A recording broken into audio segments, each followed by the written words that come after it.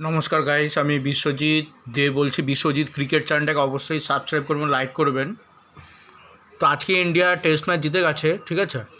কিন্তু এটাতে টেস্টটাকে যে কেন বাড়াচ্ছে ইন্ডিয়া, ঠিক আছে, তো টেস্ট ম্যাচ বন্ধ করে দেওয়া উচিত। মানে টেস্ট ম্যাচ এখন কি হবে জানেন, এই বাংলাদেশের সঙ্গে আবার কানপুরে আবার খেলা হবে, ছোট টিম, বাংলাদেশ আবার হারবে, আবার টেস্ট ম্যাচে ভারতের জয় জয়কার হবে, লোক দেখবে, ঠিক আছে।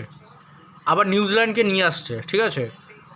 নিউজিল্যান্ডের সঙ্গে আবার তিনটে টেস্ট ম্যাচ হবে, র্যাঙ্ক টার্নার বানাবে। নিউজিল্যান্ড পরপর আউট হয়ে যাবে। অশ্বিনের ছশো 650 উইকেট এখানেই হয়ে যাবে 5টা ম্যাচে। আমি বলে রাখছি, অশ্বিন মিনিমাম এই 5টা ম্যাচের মধ্যে মিনিমাম 50টা উইকেট নেবে, ঠিক আছে, এই পাঁচটা ম্যাচে, ঠিক আছে। বা 40 থেকে 50টা উইকেট নেবে, আর ওর জয় জয়কার হবে, ঠিক আছে। টেস্ট ম্যাচের রাজা মানেই অশ্বিন, ঠিক আছে।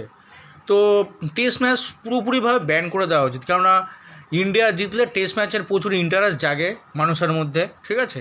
আর এরা পিচও সেরকম তৈরি করে, ঠিক আছে। পিচ এমন তৈরি করেছে যে বাংলাদেশ যাতে হেরে যায়, ঠিক আছে। বাংলাদেশের মাটি হচ্ছে কালো মাটি, ঠিক আছে। তো কালো মাটি ওখানে প্লেয়াররা এখানে লাল মাটির পিচে খেলছে, ঠিক আছে। তো ওরা কোনো দিনই জিততে পারতো না, ঠিক আছে।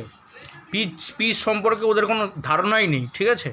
আর পুরো খেলাটাই হচ্ছে পিচের খেলা, ঠিক আছে। যে পিচের সব কিছু লাইন লেন্থ, তারপরে পিচের সব কিছু বুঝতে পারবে, ঠিক আছে। পিচটা যে প্লেয়ার জাজ করতে পারবে ঠিকভাবে, ঠিক আছে, সে ম্যাচ জিতে যাবে, টেস্ট ম্যাচ, ঠিক আছে। তো ইন্ডিয়া এমন পিচ তৈরি করে রাখে, ভারত এমন পিচ তৈরি করে রাখে যে সেখানে ভারতই জিতবে, ঠিক আছে, অন্য কোনো টিম জিততে পারবে না। সেরকম বাইরের দেশেও, সেনা কান্ট্রিতেও সেরকম বাইরের দেশের টিমও জেতে, ঠিক আছে।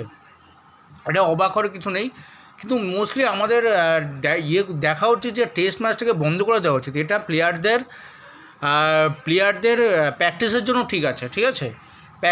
প্লেয়ারদের প্র্যাকটিসকে আমরা সারাদিন বসে দেখবো? 5 দিন বসে দেখার কারো সময় আছে, ঠিক আছে। তো কেউ যদি বিনা পয়সাও যদি স্টেডিয়ামে ঢুকতে দেয়, ঠিক আছে, তাও তো মনে হয় না আমার ইন্টারেস্ট জাগবে, ঠিক আছে। সারাদিন বসে কে টেস্ট ম্যাচ দেখবে, ঠিক আছে। তো আমি বলে রাখছি, আজকে ম্যাচটা জিতলো, তো এরপরে 5টার মধ্যে যদি একটাও যদি ড্র হয়, তাও 4টে জেতার চান্স আছে, ঠিক আছে। ইন্ডিয়ার 4টে কনফার্ম লিখে রাখুন, আপনি জিতবে, ঠিক আছে। এক হাতটা হয়তো ড্র হতে পারে, ড্র হওয়ার সম্ভাবনা খুবই কম, ঠিক আছে। কারণ ইন্ডিয়ার domestic Ranji trophy, Dilip trophy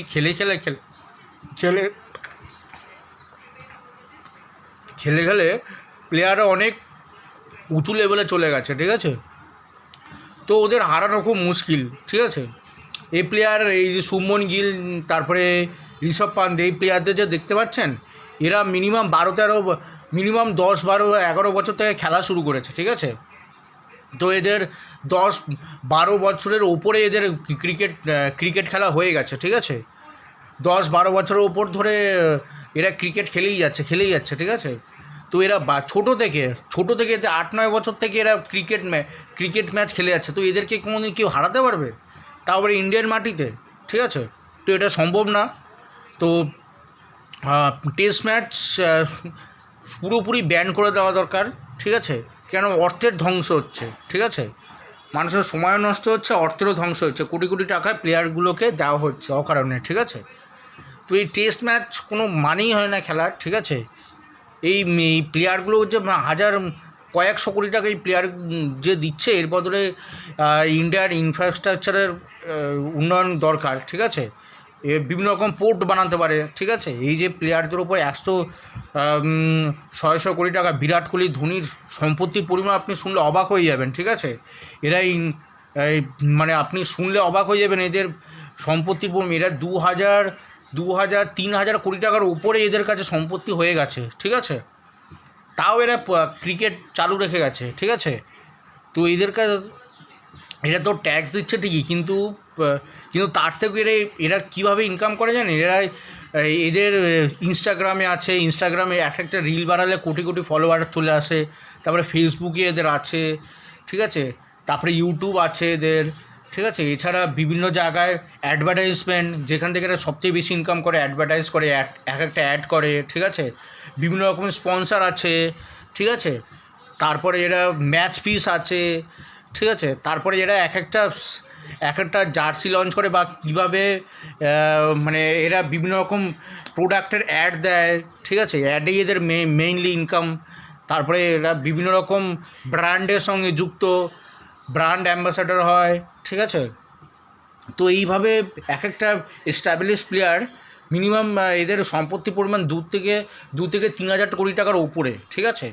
তো এটা হিউজ অ্যামাউন্টের, এই অ্যামাউন্টটা এর বদলে একটা পোর্ট তৈরি হয়ে যেতে পারে, ঠিক আছে, একটা বন্দরগাহ তৈরি হয়ে যেতে পারে।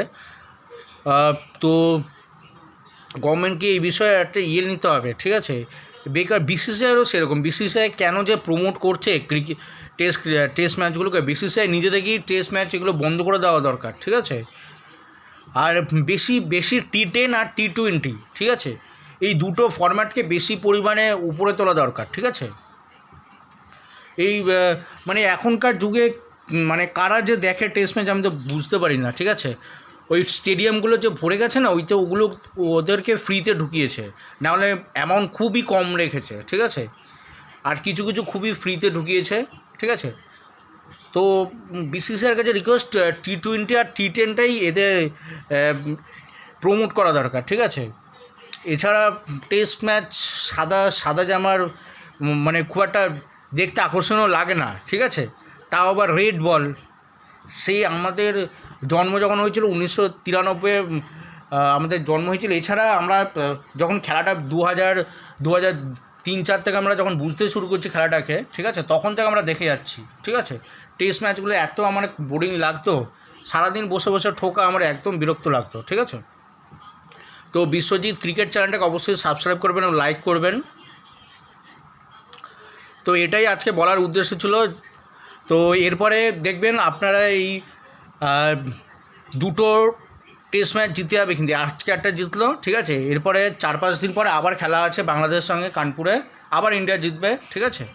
এছাড়া নিউজিল্যান্ডের সঙ্গে আরও 3টে ম্যাচ আছে, সেই 3টের মধ্যে হয়তো 2টো জিততে পারে, একটা হয়তো ড্র হতে পারে, ঠিক আছে। আর হচ্ছে তারপরে হারবে হচ্ছে অস্ট্রেলিয়ার কাছে গিয়ে, ঠিক আছে। গ্যারান্টি দিয়ে দিচ্ছি, আমি গ্যারান্টি দিচ্ছি। ওই অস্ট্রেলিয়ার সঙ্গে যে 5টা ম্যাচ হবে, 5টার মধ্যে ইন্ডিয়া হয়তো কোনো রকমই 1টা বা 2টো ড্র করতে পারে, ঠিক আছে। বাকি হারবে, আমরা লিখে দিচ্ছি, ঠিক আছে। 1টা বা 2টো ড্র করতে পারে, বাকি ম্যাচ ইন্ডিয়া, আমি বলে দিচ্ছি, ইন্ডিয়া হারবে 4-0তে ইন্ডিয়া হারতে পারে, ঠিক আছে। 4-0তে ইন্ডিয়া হারতে পারে অস্ট্রেলিয়ায় গিয়ে, 4-0 কিংবা 3-0, ঠিক আছে। আমি প্রথমে বলছি 2-1টা ড্র হতে পারে, বা ইন্ডিয়া জেতার চান্স কম, ঠিক আছে। কেননা ইন্ডিয়ার কোহলি আর রোহিত শর্মা এরা ফর্মে নেই সেরকম, আর গিলের ওপরে ভরসা করা যায় না, ঠিক আছে। গিল প্লেয়ারটাই হচ্ছে ওয়ানডে প্লেয়ার, ঠিক আছে, হার্ড হ্যান্ডের প্লেয়ার। পূজারাকে বাদ দিয়ে যে ওকে কেন নিয়েছে আমার তো মাথায় ঢুকছে না, ঠিক আছে। পূজারা যে কী দোষ করলো, ঠিক আছে। পূজারা একটা ভালো প্লেয়ার ছিল, টেস্ট প্লেয়ার, ঠিক আছে। সারাদিন ধরে ব্যাটিং করতে পারতো, পুরো দিনও ব্যাটিং করতে পারতো, ঠিক আছে। তাকে ছেড়ে গিলকে যে কেন নিয়েছে আমার তো বুঝতেই পারছি না, ঠিক আছে। তো গিল হচ্ছে ওয়ানডে প্লেয়ার, ওয়ানডেতেই ঠিক আছে। গিল T20-রও প্লেয়ার নয়, ঠিক আছে, ওয়ানডেতেই ওর ঠিক আছে। আর এটাই ছিল আজকে বলার, যে টেস্ট ম্যাচগুলো ব্যান করে দেওয়া দরকার, ঠিক আছে। এত সময় কারণ নেই, আর প্লেয়ারদের কাছে যদি হিউজ অ্যামাউন্টের টাকা পয়সা চলে আসে, টেস্ট ম্যাচের ফিজও বাড়িয়ে দিয়েছে, ঠিক আছে। টেস্ট ম্যাচ ফিজ, একটা টেস্ট ম্যাচ হচ্ছে তার জন্য প্রচুর পরিমাণ অর্থ পেয়ে যাচ্ছে, ঠিক আছে। তো আইপিএলে অর্থ পাক, সেটা ঠিক আছে, আইপিএলটা ঠিক আছে, T20 ম্যাচ, ঠিক আছে। কিন্তু এইখানে যে মানে টেস্ট ম্যাচ যে হচ্ছে, সেরকম কোনো মানে আমি সেরকম কোনো লোগো কিছু দেখতে পাচ্ছি না, কোনো কোম্পানির ভালো ইনভেস্টমেন্ট দেখতে পাচ্ছি না। মানে এতে বিসিসিআইয়ের টাকা পয়সাগুলো নষ্ট হয়ে যাচ্ছে। এর বদলে বিসিসিআই ইউরোপে কিংবা আমেরিকা কিংবা সাউথ আমেরিকা, ঠিক আছে, ল্যাটিন আমেরিকার দেশগুলোতে ক্রিকেটটা প্রমোট করতে পারে, ঠিক আছে। বেকার বিসিসিআইয়ের কয়েক হাজার কোটি টাকা এখানে নষ্ট হয়ে যাচ্ছে টেস্ট ম্যাচে, ঠিক আছে। এক একটা প্লেয়ারদের ফিস দিতে দিতে এদের অবস্থা খারাপ হয়ে যাবে, ঠিক আছে? ফিস দিতে, তারপরে বিভিন্ন রকম আয়োজন করতে করতে এদের 500,000 কোটি টাকা চলে যাবে, ঠিক আছে? এই যে 5টা ম্যাচ করবে, বিসিসিআইয়ের অনেক লস হয়ে যাবে, ঠিক আছে? আমি সেই জন্যই বলছি বিসিসিআই যদি এখানে টেস্ট ম্যাচগুলো বন্ধ করে দিয়ে খালি যদি আইপিএলের ওপর ফোকাস করে, ঠিক আছে, আর বিভিন্ন রকম ব্র্যান্ড বানিয়ে যদি এই ক্রিকেটটাকে, আইপিএলের যে ক্রিকেটটাকে, সেটাকে যদি ল্যাটিন আমেরিকার দেশে প্রমোট করে, তখন ইন্ডিয়ান ক্রিকেটটার প্রচার আরও বেশি করে হবে। তো বিশ্বজিৎ ক্রিকেট চ্যানেলটাকে অবশ্যই সাবস্ক্রাইব করবেন, লাইক করবেন। ধন্যবাদ।